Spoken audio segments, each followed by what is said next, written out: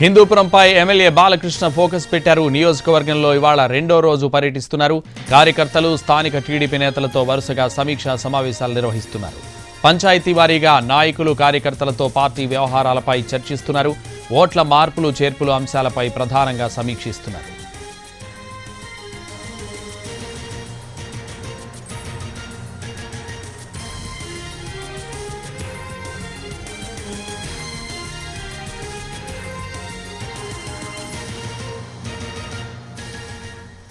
హిందూపురంపై MLA Balakrishna focus పెట్టారు. నియోజకవర్గంలో ఇవాళ రెండో రోజు పర్యటిస్తున్నారు.